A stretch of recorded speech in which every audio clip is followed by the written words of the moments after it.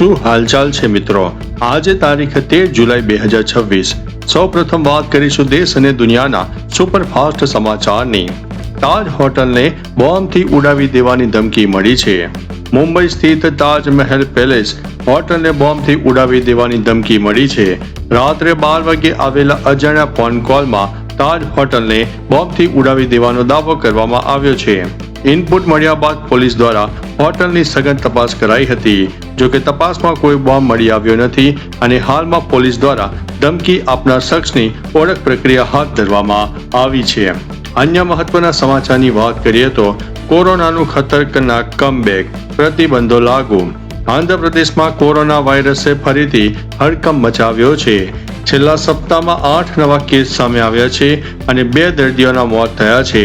Hospital, bus stand અને અન્ય તમામ જાહેર તથા ભીડભાડા વિસ્તારમાં માસ્ક પહેરવું ફરજિયાત કરવામાં આવ્યું છે. ઘર ઘર સર્વે કરવા અને જરૂર પડવા પર તેને આઇસોલેશન સેન્ટરમાં શિફ્ટ કરવાનું કહેવામાં આવ્યું છે. સરકારે તત્કાલ પ્રભાવથી સર્વેલન્સ અને તૈયારીના કડક ઉપાય લાગુ કર્યા છે. અન્ય મહત્વના સમાચારની વાત કરીએ તો અમરેલીમાં બોગસ ડોક્ટર ઝડપાયો. અમરેલી જિલ્લામાં બોગસ ડોક્ટરો સામે ચાલી રહેલી ઝુંબેશ દરમિયાન એસઓજીએ બાબરા તાલુકાના થોરગણ ગામેથી નવીનીતભાઈ વિઠ્ઠલભાઈ વૈષ્ણવને ધરપકડ કરી છે. આરોપી કોઈ પણ માન્ય મેડિકલ ડિગ્રી વિના ક્લિનિક ચલાવીને એલોપેથિક સારવાર આપતો અને દર્દી પાસેથી ફી વસૂલતો હતો. જિલ્લા પોલીસ વડા સંજય ખરાતના માર્ગદર્શન હેઠળ એસઓજીએ મેડિકલ ઓફિસર સાથે દરોડા પાડીને એલોપેથિક દવાઓ, તબીબી સાધનો અને સારવારની સામગ્રી જપ્ત કરી છે. અન્ય મહત્વના સમાચારની વાત કરીએ તો ખાનગી વાહનોના રજીસ્ટ્રેશન અને ફિટનેસના નિયમો બદલાયા. ગાંધીનગર વાહન વ્યવહાર કમિશનરની કચેરી GSR 349E અંગે તમામ આરટીઓ અને ARTOને માર્ગદર્શન આપ્યું છે. નોન ટ્રાન્સપોર્ટ એટલે કે ખાનગી વાહનોના રજીસ્ટ્રેશન રિન્યુઅલ માટે કેન્દ્રીય નિયમ મુજબ ફી વસૂલવાની રહેશે. પ્રથમ વખત ફિટનેસ પરીક્ષણમાં વિલંબ થાય તો ₹50 પ્રતિ દિવસની લેટ ફી નહીં લાગુ પડે. જો કે પ્રથમ ફિટનેસ પછી રિન્યુઅલમાં વિલંબ થશે તો ₹50 પ્રતિ દિવસનો દંડ લાગુ પડશે. અન્ય મહત્વના સમાચારની વાત કરીએ તો રૂઠેલું ચોમાસું ફરી કરશે ધમાકેદાર વાપસી. હવામાન વિભાગ દ્વારા વરસાદને લઈને વધુ એક આગાહી કરવામાં આવી. રાજ્યમાં આગામી 7 દિવસ સુધી રાજ્યના તમામ વિસ્તારોમાં હળવા મધ્યમ વરસાદની શક્યતા છે. ઉપરાંત દક્ષિણ ગુજરાતના દરિયાકાંઠે 20 થી 25 કિલોમીટર પ્રતિ કલાકની ઝડપે પવન ફૂંકાઈ શકે છે. સાથે જ આગાહી દરમિયાન માછીમારોને દરિયો ન ખેડવા માટે કડક ચેતવણી આપવામાં આવી છે. જ્યારે અમદાવાદમાં આગામી 2 થી 3 દિવસ વાતાવરણ મુખ્યત્વે શુષ્ક રહેવાનું જોવા મળી શકે છે.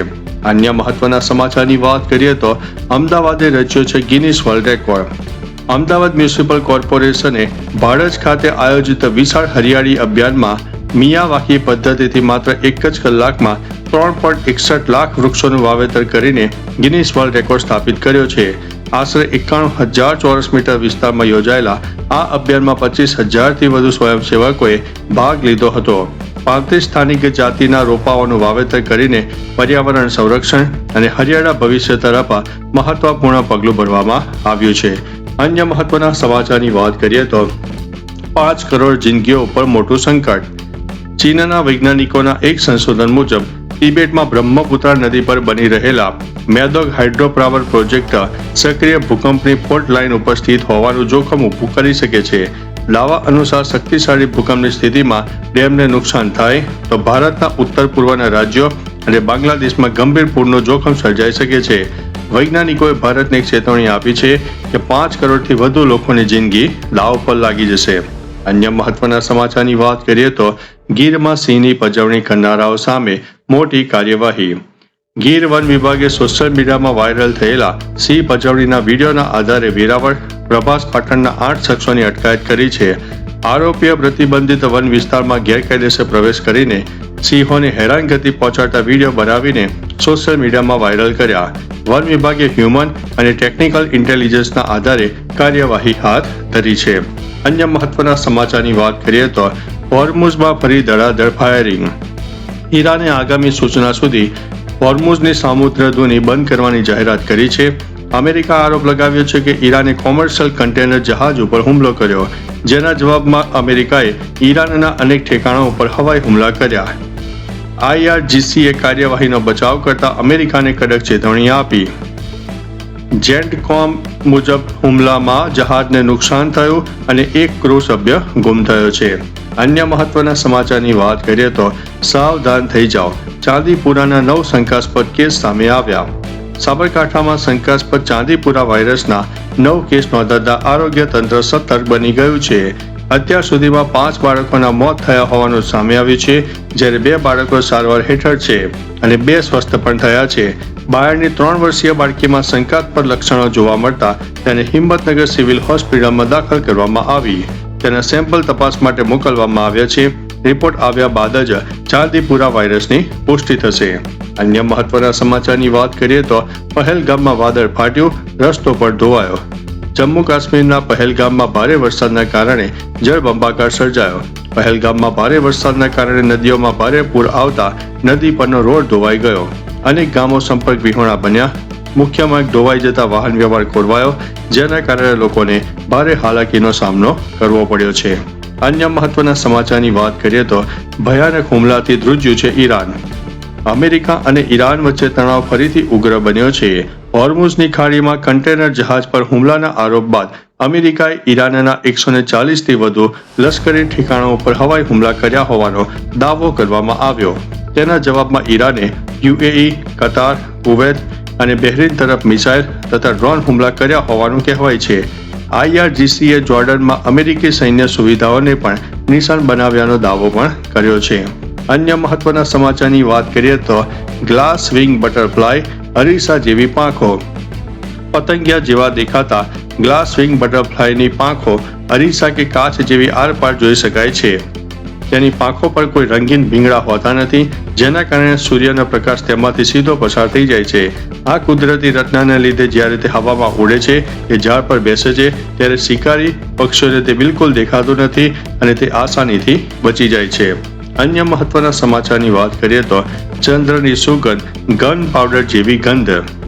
જ્યારે એપોલો મિશનના અંતરિક્ષ યાત્રીઓ ચંદ્રની સપાટી પરથી પાછા સ્પેસક્રાફ્ટમાં આવ્યા ત્યારે તેઓએ ખૂબ જ એક અનોખી વાત નોંધી હતી. તેમના સ્પેસ સૂટ અને બૂટ પર ચંદ્રની જે ધૂળ ચોંટી હતી તેમાંથી બંદૂકના દારૂગોળા જેવી તીખી ગંધ આવતી હતી. વૈજ્ઞાનિકોના મતે ચંદ્રની ધૂળમાં રહેલા ખાસ સિલિકોનના કણો અને સૂર્યના કિરણોના સંપર્કને કારણે આ વિચિત્ર ગંધ પેદા થાય છે.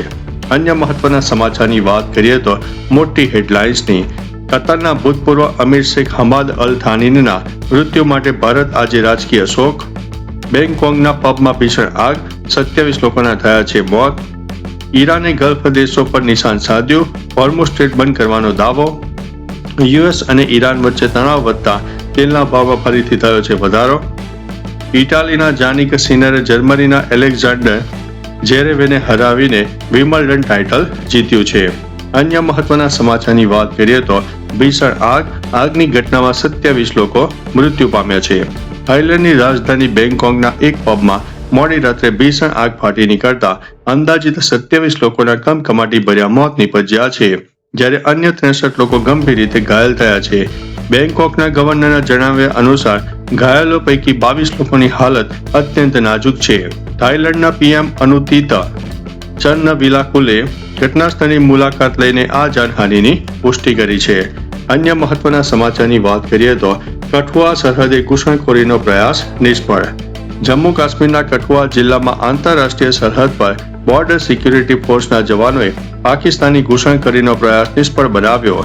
રવિવારે બોબિયા વિસ્તારમાં એક પાકિસ્તાની નાગરિક ચેતવણી છતાં ફેન્સિંગ તરફ આગળ વધતો હતો. સુરક્ષા જવાને તેને રોકવા માટે 2 રાઉન્ડ ફાયરિંગ કરતા તે ભાગી ગયો હતો. આ ઘટના બાદ સરહદી વિસ્તારમાં સુરક્ષા કડક કરીને સર્ચ ઓપરેશન હાથ ધરવામાં આવ્યું છે. તો ચાલો મિત્રો, ફરીથી દેશ અને દુનિયાના સુપરફાસ્ટ સમાચાર લઈને મળતા રહીશું. ત્યાં સુધી અમને રજા આપશો. નમસ્તે.